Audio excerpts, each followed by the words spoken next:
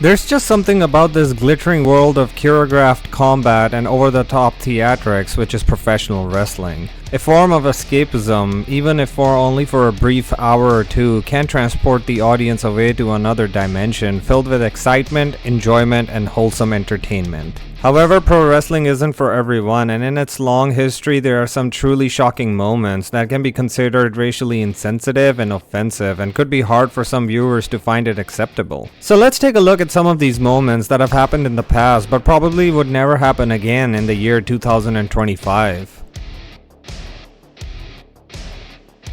At the age of 55, Dustin Rhodes is still going strong, but no matter what he's done over his decades-long legendary career, from WCW to WWE and now AEW, Rhodes will always be remembered for his truly bizarre Goldust character. It was Bruce Pritchard and Vince McMahon that pitched the idea of an androgynous character that was Goldust to Dustin Rhodes, and he immediately agreed. However, Dustin later on revealed that he had no clue what the word meant until after he looked into the dictionary.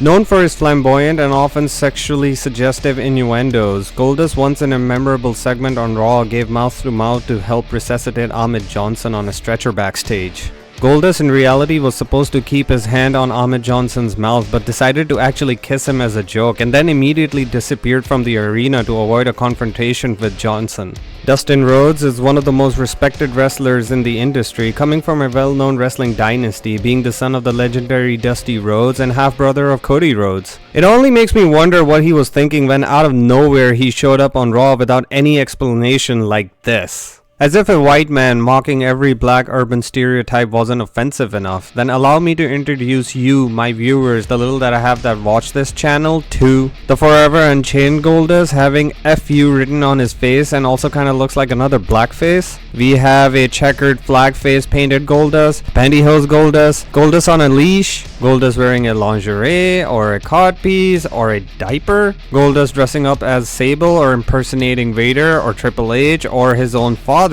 and whatever the hell this is supposed to be. Eddie Guerrero and JBL were feuding back in 2004, working towards building a WWE title match for the Judgment Day pay-per-view. JBL, in order to get heat, appeared in some questionable promos, spitting out stuff that I don't know can fly today, or given the political situation of the USA, maybe it can. Who really knows? Illegal immigrants, Mexicans, they're lazy. It's a whole herd of Mexicans. 2004 was also the year Bradshaw transitioned from a beer-drinking brawler to a swarmy Wall Street Texan who craved power. And he not only changed his appearance but revamped his entire persona. One of the best upgrade to a wrestling character in my opinion. It's almost prophetic how JBL gave us a trailer in 2004 for what was about to happen to the US of A in 2025. You get out of here! You go back to Mexico! Surprisingly, Eddie didn't show any disdain towards this angle behind the scene, but instead played the role of a victim in it, as this helped his character get even more over with the fans, especially the Latino wrestling community. The Attitude Era truly had no limits in terms of content and political correctness. One time, DX found themselves in Pakistan for some reason, and Triple H tried to hold a very pleasant conversation with the local over there. Do you have a copy of the Pakistani magazine?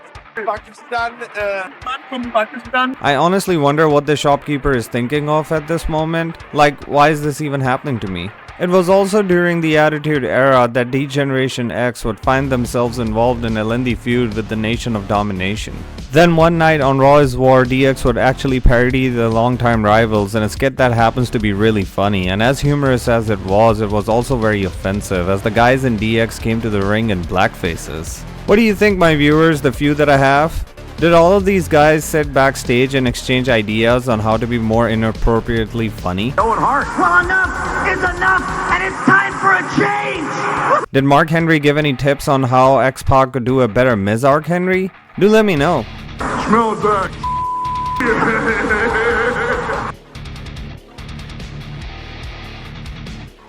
Greg the Hammer Valentine, who seems like just another nature boy Ric Flair gimmick to me. They both look very similar, almost have the same attire, and have the same figure 4 finisher. However, the Hammer has the accomplishment of being the Intercontinental Champion during the 80s, a time when the title was more prestigious than it is now. This is where he gets the chance to showcase his abilities, his charisma to the world, and Greg the Hammer Valentine cuts a promo against Junkyard Dog, who he was competing with at that time. You don't know who I am yet. You don't know who I am yet. You embarrassed me for the last time. Nasty black person into the ring. You understand? You understand? I really don't know if this promo was planned, why WWE management approved this idea, or was it just Greg going rogue, as back then wrestlers had more freedom on the microphone than they do now. But even with all that freedom, the best insult Greg the Valentine came up with was, "You nasty individual. I'm gonna slap you around, boy. Or you go back to shining shoes, or you go back." Well, Mr. Valentine still continued on to wrestle for bigger and smaller promotions, so he really didn't get cancelled back then, but I wonder if something like this can happen in 2025. That nasty black man comes out to the ring, sickening growl. In the real world, there is probably no man on this planet who can ever say that he made the transformation from a biker to an African. In the wrestling world, where all is possible, such is the case for the one-man gang. On an episode of WWE Superstars, which aired on September 24th, 1988, featured Mean Gene in a very well-developed American neighborhood that was dubbed the deepest, darkest parts of Africa. I am not making this up, by the way. The deepest, darkest Africa. This ain't it. I'll leave this place.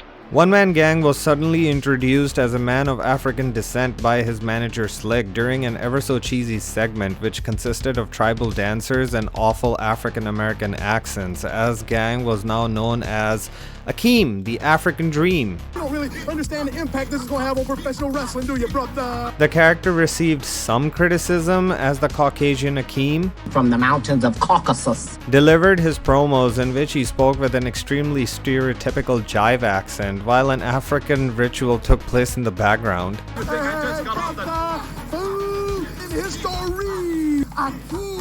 And no, AKEEM's jive accent was nowhere near as good as it was in the movie Airplane.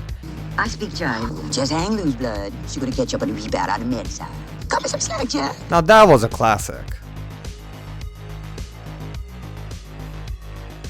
Rowdy Piper is one of the biggest legends in wrestling history to never win a world title, and he once welcomed Tony Atlas as his guest on his ever so controversial Piper's Pit. The segment would quickly turn into a racial issue, as Piper would ask Tony Atlas if he ate all that soul food stuff. You eat all that soul food stuff? I sure do eat soul food, and mighty good for you. In fact, I eat fried chicken, While the pit was intended to stir up some emotions, however, this was really pushing the limits of an interview in WWE at that time, especially when Mr. Piper made his way to a watermelon and some pig's feet.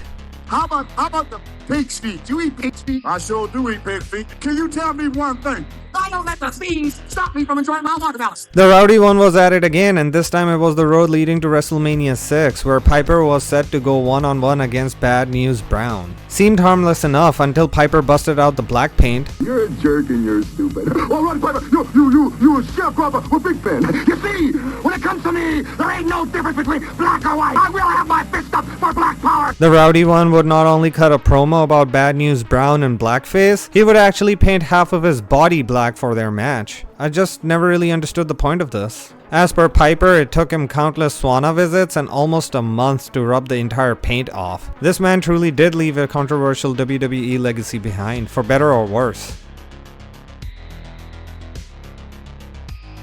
Vincent Kennedy McMahon. Where do I even begin? The sexual overtones are the racial overtones, excuse me? Yep, this is where it begins. WWE once attempted to parody Nicolette Sheridan and Terrell Owens' controversial Monday Night Football segment. Vince McMahon had to insert himself in this piece because he really wanted the world to know African Americans are attracted to Canadian white women with broken noses. Why would Vince always make himself appear worse than before? I really don't know. What's good in the hood? Keep it up, I'm a nigga. And why would you think that using the N-word on camera would go well over with your audience? I think Lex Luger would have a better answer for this. I don't know! God! Sometimes I feel like that Vince McMahon has Steven Seagal days where he just starts impersonating others. And one of those impersonations led to the Durag McMahon. What up, G? I'd like to know your opinion, my audience. Boring. Who did it better, Durag Vince or Prison Mike? In prison, you are somebody's bitch.